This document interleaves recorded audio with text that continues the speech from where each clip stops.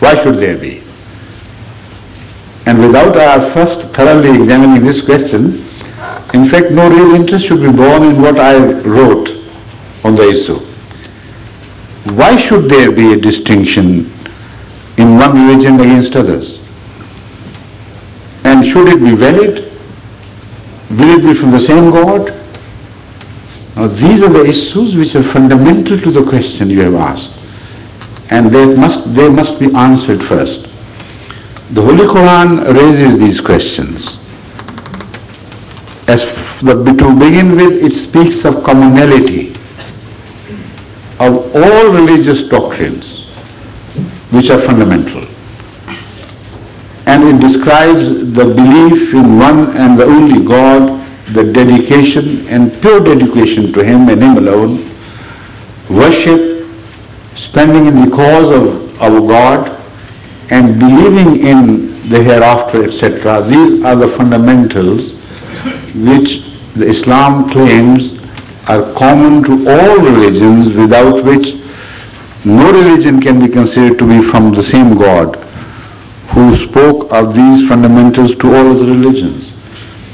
So the oneness of God requires not distinction as much as commonality.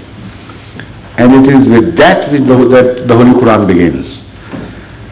Now, after understanding the commonality, the issue is raised, why should the religions differ? Founded on the same base. Answer to that also has been provided by many of my addresses, with reference to the Quran, of course, and with reference to other religious books. That despite this commonality, one can logically expect that there should be some changes, some differences. There was a time in the history of man when man was only confined to the areas where he was born, where he lived, and it was very little knowledge, if at all any, which is shared with other men of other religions, other areas and other regions. So man is found in some periods of history as in isolated islands of nations and clans and tribes, etc. And the religions which were revealed at that time owed their responsibility to those limited people and not to the world as a whole.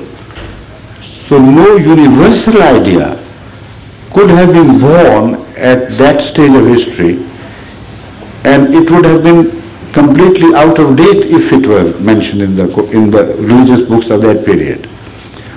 So the Holy Quran again throws light on this subject and says that teachings are always perfect in relation to the time to which they are revealed.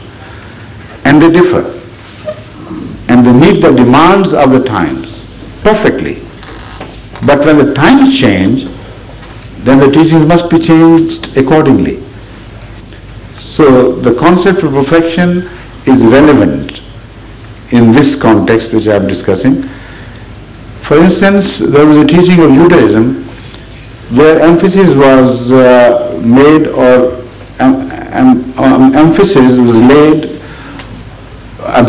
emphasis lay on revenge.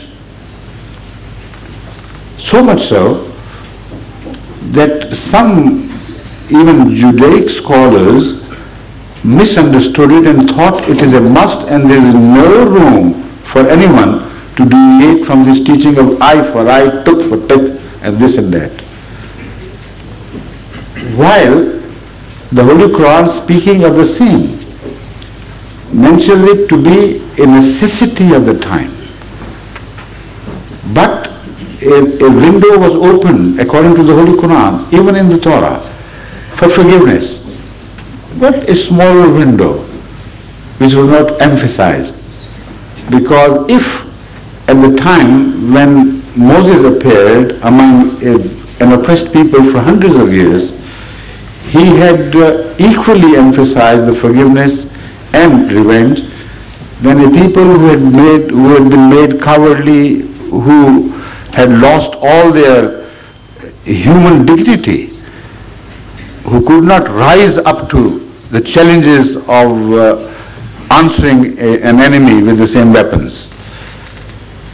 They would always seek refuge in forgiveness, in the name of forgiveness in fact, but it would be cowardice in which they would be seeking refuge. So when revenge was emphasized, it was not that God of that period was a very vengeful God, so different from the God of Christianity. It was one and the same God. He knew human nature better than anyone else. He knew what exact prescription the ills of the time required. So the Quran doesn't say imperfect teaching with reference to Moses. In fact, the Holy Quran says we blessed them and gave them preference over all the people of the world. Was Holy Quran referring to an imperfect teaching? Is that how that is how God gives preference to the people over the rest of the world, by giving them imperfect teaching? Certainly not. What is meant, as I have already been mentioning, as already been emphasizing, teaching is perfect in relation to time. Then comes the period of Jesus Christ. A long history of revenge has already hardened the hearts of the Jewish people to the state of stones. And that is how the Holy Quran mentions it. But it creates also hope, even in those stony hearts. And says many times one finds that from the hearts of the rocks there spring forth the water of life. So it is not a state of utter loss of hope, a state of pessimism which the Holy Quran describes with reference to the stony hearts of the Jews. Now, it's a beautiful simile because it takes us back to the time when Moses struck rock 12 times. And at every strike there sprang forth the elixir of life. So the Quranic references are deeply interrelated. So it says that it has happened before. You saw it in the material world, a miracle of Moses, that when he struck rock, water sprang forth.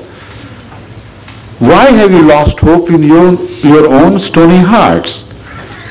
Here is Jesus, who could repeat the same miracle over and over again. And from among you would be born people who would emphasize forgiveness and forsake revenge of their own free will. So a teaching, again, which is so different from the previous ones, was perfectly fitted to the time.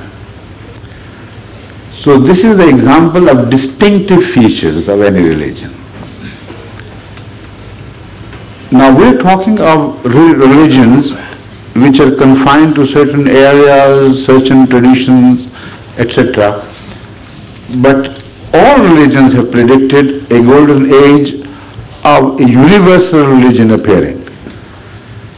Christianity speaks of that age, of course, but only with reference to the second advent of Jesus Christ, not with reference to another universal religion being born. But let us not enter that rigmarole of differences and infights. Let me bring you to the modern world of this time, the age we are sharing. If there is a religion already born, which can fulfill the requirements of man as whole, what